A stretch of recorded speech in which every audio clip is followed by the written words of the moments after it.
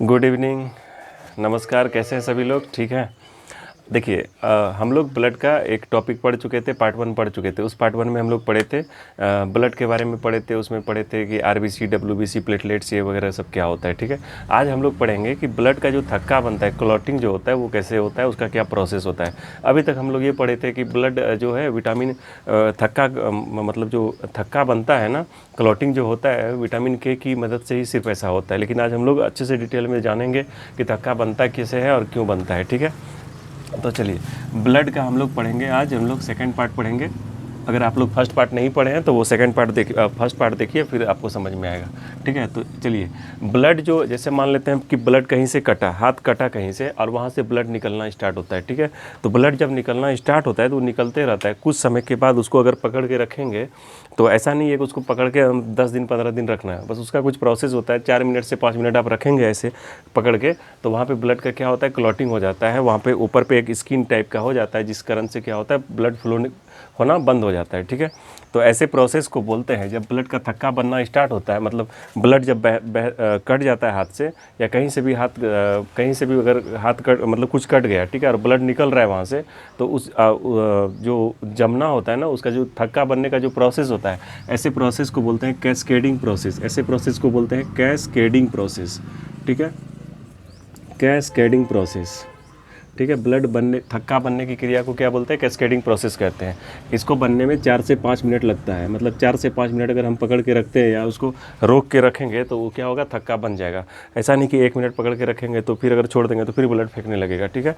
तो उसको 4 से 5 मिनट तक हम पकड़ के रखते हैं। ठीक है। तो चलिए हम लोग देखते हैं। तो इसमें से हम लोग जो पढ़ेंगे, तो सबसे पहले हम आपको बताए थे कि ब्लड का टाइप में बताए थे आपको। ब्लड मतलब का जो भाग होता है, पहला पार्ट था आपका प्लाज्मा था, दूसरा में था कार्पल्स था, जिसमें कि आरबीसी, डब्ल्यूबीसी और प्लेटलेट्स था। प्लेटलेट्स का टेक्निकल नाम बताए थे हम, थ्रोम्बोसाइट्स होता है। क्या होता है, थ्रोम्बोसाइट।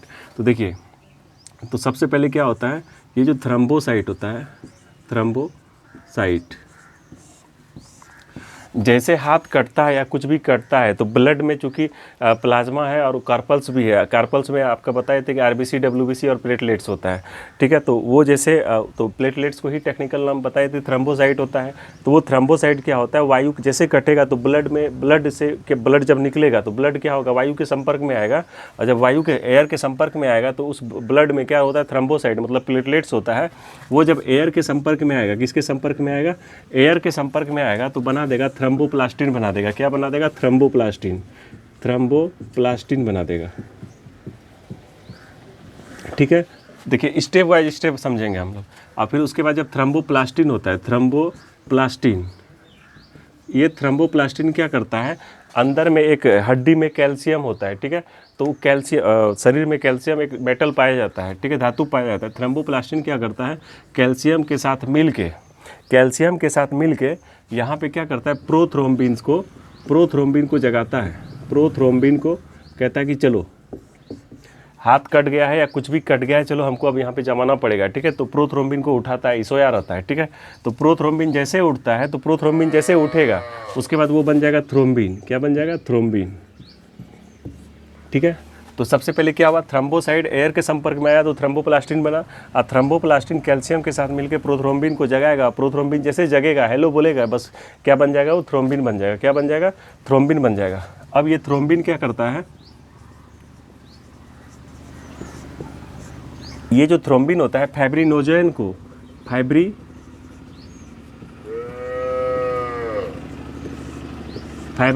को जगाता है। ठीक है। फाइब्रिनोजेन को संपर्क में जाता है थ्रोम्बिन, और फाइब्रिनोजेन मिल के बनता है फाइब्रिन बन जाता है। क्या बन जाता है, फाइब्रिन। क्या बन जाता है, फाइब्रिन। और फाइब्रिन जो होता है एक जाली टाइप का होता है। एक कैसा होता है, जाली टाइप का होता है। कैसा होता है, जाली टाइप का। इस टाइप का फाइब्रिन होता है। ठीक है। तो ये फाइब्रिन में क्या करता है, इसका जो अंतिम स्टेप है फाइब्रिन, ये फाइब्रिन में क्या होता है, वही उसका जो कार्पल्स होता है, रुधिराणु,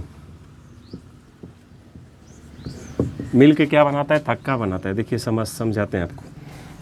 सबसे पहले क्या हुआ कि थ्रोम्बोसाइड एयर के संपर्क में आया तो थ्रोम्बोप्लास्टिन बना। थ्रोम्बोप्लास्टिन कैल्शियम से के साथ मिला और प्रोथ्रोम्बिन को उठाएगा। प्रोथ्रोम्बिन जैसे उठेगा बोलेगा हेलो, तो जैसे हेलो बोलेगा वो बन जाएगा थ्रोम्बिन बन जाएगा। थ्रोम्बिन क्या करता है, फाइब्रिनोजन को उठाता है और फाइब्रिनोजन के साथ मिल के क्या बनता है, फाइब्रिन।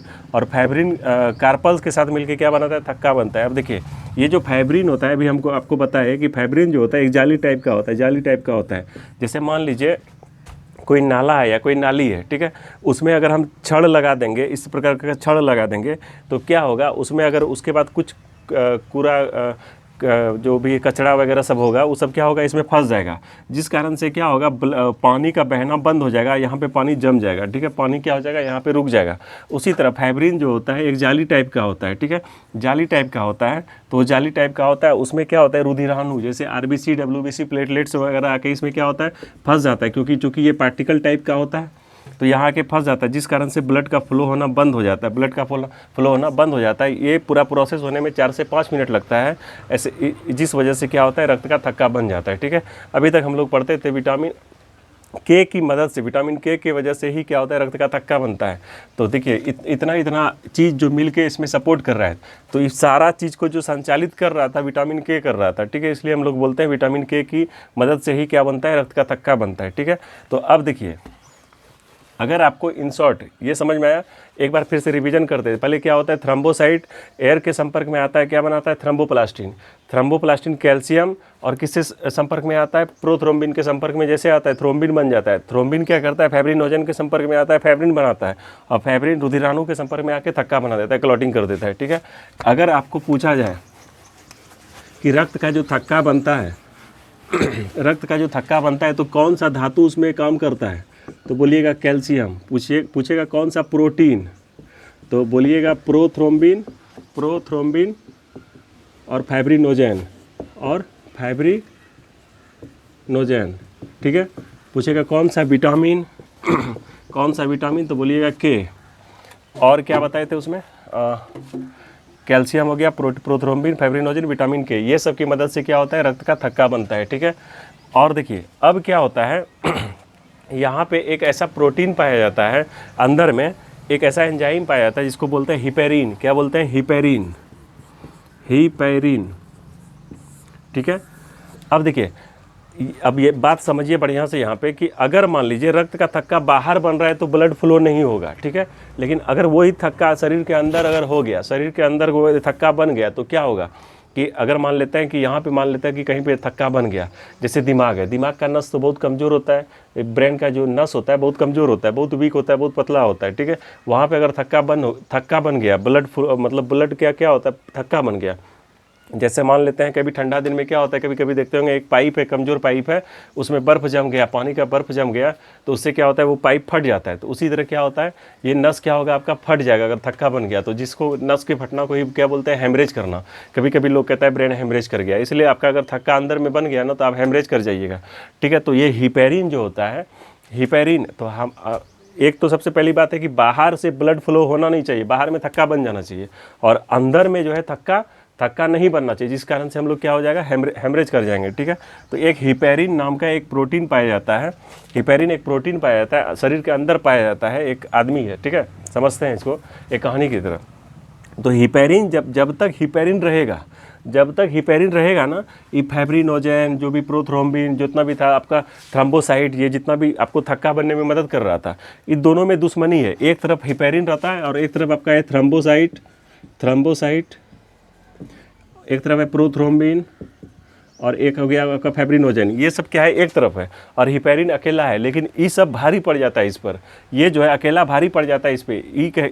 अंदर में हिपेरिन रहता है, हिपेरिन कहता है कि ये हिपेरिन क्या करता है, रक्त का थक्का बनने नहीं देता है, और ये लोग रक्त का थक्का बना देता है, ठीक है। तो हिपेरिन क्या करता है, किसी सब को कहता है ए थ्रोम्बोसाइट, एक भी आदमी अगर यहाँ पे अगर थक्का बना दिया तो सबको मार काट के फाड़ देंगे। थ्रोम्बोसाइट, प्रोथ्रोम्बिन, फाइब्रिनोजन सब डरा रहता है जब तक हिपेरिन रहता है, जिस कारण से क्या होता है, अंदर में थक्का नहीं बनता है। लेकिन जैसे कटता है तो हिपेरिन का सबसे बड़ा कमजोरी क्या है कि जैसे ही वायु के संपर्क में आता है ना, ये मर जाता है। ये क्या होता है, ये मर जाता है। तो जैसे हाथ कटा तो हिपेरिन जैसे बाहर आया तो क्या होता है, हिपेरिन मर गया। और जैसे हिपेरिन मर जाता है तो थ्रोम्बोसाइट, प्रोथ्रोम्बिन, क्या बोलते हैं, थ्रोम्बोप्लास्टिन, ये सब क्या कहता है, बोल रहा था थक्का नहीं बनने देंगे, देखते हैं कौन रोकता है। हाँ, तुम्हारी छाती पे चढ़ के साला थक्का बनाएंगे, उसके बाद उस पर चढ़ के वो क्या करता है, थक्का बना लेता है बाहर में। तो देखिए कैसा मतलब जुगाड़ लगा दिया है भगवान कि अंदर में थक्का नहीं बनने देता है और बाहर में थक्का बन जाता है, ठीक है। तो जब तक हिपेरिन रहेगा जिंदा तब तक थक्का बनने नहीं देगा, और हिपेरिन जब मर जाता है बाहर में आएगा तो क्या होगा, थक्का बन जाता है, ठीक है। इसलिए आप लोग गौर किए होंगे, नोटिस किए होंगे कि जब डॉक्टर वगैरह सब इंजेक्शन वगैरह देता है ना, तो एक उसमें जो केमिकल होता है, जो आपका दवाई होता है, मेडिसिन होता है, ठीक है, तो उसको क्या करता है, पानी में ऐसे ऐसे घोल लेता है। उसके बाद पानी जो लेता होगा डॉक्टर सब, सुई जो ऐसे लेता है इंजेक्शन से, तो ऐसे लिया, तो उसके बाद इंजेक्शन ऐसे करके लिया, उसके बाद थोड़ा सा इंजेक्शन से क्या करता है, पानी बाहर कर देता है, पानी बाहर कर देता है। क्यों बाहर कर देता है, क्योंकि अगर उस इंजेक्शन में थोड़ा सा भी अगर एयर हो गया, हवा हो गया, वायु हो गया ना, और आपको इंजेक्ट कर दिया, हवा दे, अगर आपके शरीर में इंजेक्शन चला गया, इंजेक्शन दिया और आपको वहाँ पे वायु चला गया, हवा चला गया, तो अगर हवा चला गया अंदर में तो क्या होगा, हिपेरिन मर जाएगा। हिपेरिन मर गया तो ये लोग क्या करेगा, अंदर में ही थक्का बना देगा, जिस कारण से आपका देखते होंगे जहाँ पे भी इंजेक्शन देता होगा वहाँ पे हाथ वगैरह सब कड़ा हो जाता होगा, ठीक है। फिर आप डॉक्टर के पास जाते होंगे कि सर देखिए कड़ा हो गया, तो फिर आपको दवाई ववाई गर्म पानी से सेक लगा दो, ये कर दो, वो कर दो, ऐसे करता है। इसलिए यहाँ पे आप देखते होंगे एक जगह की जैसे सिलाइन चढ़ता है, पानी चढ़ता है, ठीक है, तो वहाँ पे क्या होता है, जैसे सिलाइन जब चढ़ता है ना, तो पानी का जो बोतल होता है, तो उसमें पानी ख़त्म होने से पहले ही दूसरा सलाइन चढ़ा देता है। कैसे, क्यों चढ़ा देता है ऐसा, क्योंकि अगर मान लीजिए पानी का बोतल ख़त्म हो रहा है और ख़त्म हो गया, तब तक में उस बोतल में तो हवा है, और अगर कुछ पानी नहीं है तो हवा है, और हवा आपको क्या होगा, आपके शरीर में चला जाएगा, आपके नस में चला जाएगा। अगर हवा चला गया तो क्या होगा, हिपेरिन ख़त्म हो जाएगा, और हिपेरिन ख़त्म हो गया तो क्या होगा, ये थ्रोम्बोसाइट, प्रोथ्रोम्बिन, ये सब एक्टिव हो जाएगा, और यहाँ के अंदर में क्या करेगा, थक्का बना देगा, जिस कारण से हेमरेज होता है, आदमी मर भी सकता है। इसलिए इसका रहना अंदर में जरूरी है, ठीक है। तो अच्छे डॉक्टर से हम लोग इंजेक्शन वगैरह सब लेते हैं। तो ये था आपका कि थक्का बनने में मदद करता है ये सब चीज़।